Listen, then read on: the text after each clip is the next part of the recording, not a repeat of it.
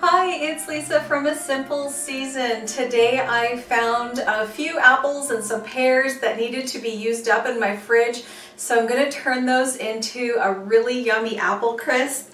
So I've got about 6 or 7 apples here and a few pears, and I'm going to turn this into a yummy dessert. I'm just starting off by quartering and slicing up my apples. You can do them in chunks or slices, however you like.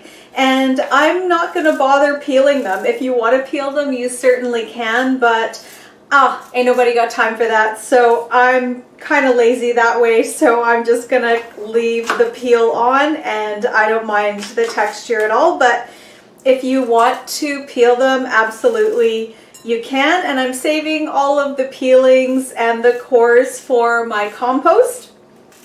And then also, as I go along, I'm just going to get a little bit of lemon juice here and add about a teaspoon or so and shake it up just to keep the apples from browning. So now I'm going to make my crumble topping, which is a little bit unconventional. So I'll show you what I do here. Is I've got about 3/4 of a cup of graham cracker crumbs, and that's the operative ingredient to my apple crisp for how I like to do it. So I have 3/4 of a cup of graham cracker crumbs. Then I'm going to add about a 1/2 cup of sugar to that, and about a 1/2 teaspoon of salt, maybe a little bit less. And I also like to put in about 3/4 of a cup of oats, and you can use instant or large flake. It doesn't matter, you can put that in. And I'm also going to use about 1/3 of a cup of a neutral tasting oil. So that could be canola. This one is sunflower. And I'm going to mix that all up together so that it forms a nice topping. So it should look crumbly when you're all done, and I'll show you the texture of what it should look like. You might need to add a little bit more oil. If you've added too much, you can add a bit more graham cracker crumbs or a bit more oats to get it to the right texture. But this is very flexible. You can use margarine, you could use melted butter in this. It's really, really flexible. So this is how my crumble mixture looks, and I did add about another tablespoon of oil. This is the texture you want, just kind of crumbly and kind of moist looking, but that's just about perfect.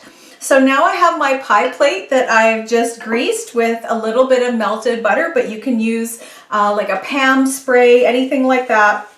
And I'm going to layer up my apples and pears. So I'm just going to put a layer on the bottom here. And on the top of that, I'm just going to put a little bit of sugar on top of the fruit, and sprinkle a little bit of cinnamon. And if you don't like cinnamon, that's totally fine. You can leave it out, but I like to put a little bit in there because it's just nice with the apples. And now that I've got one layer of apples down, I'm going to sprinkle on my crumb topping. And I'm going to repeat that, so with another layer of apples. And of course, when this is baking, the smell of this is absolutely amazing. And it's just one of those wonderful old-timey desserts. And I don't know what it is, but as of late, I'm really discovering that I'm doing things more in the way that I guess I would consider to the left of the 20th century, if that makes any sense. I'm doing things more the way my mom and my grandmother did when they were growing up, you know, in earlier times. So really trying hard not to waste things and use up everything that we have and wear out things that we have. And if things break, I'm certainly making more of an effort to repair them or to see if they can be repaired rather than throwing them out. So just making more of an effort to be more thrifty, doing more homemade things, And I have to say, I'm actually enjoying it. So I've got all my apples in there, and I'm just going to put the rest of my crumble topping on there. And when you make your crumble, you want to make sure the plate is really full, like kind of mounded up like this, because as they cook, the apples will go down. So it'll fill the plate nicely. Whereas if you did it just level with the pie plate, it'll actually sink down a fair bit. So that looks pretty darn good to me.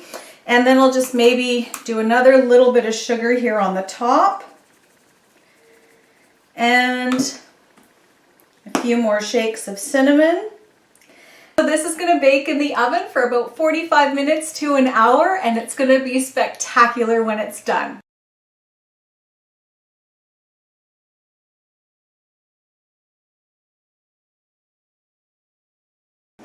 So here's our apple crisp. It's all baked and ready to eat. I'm gonna give it a little taste.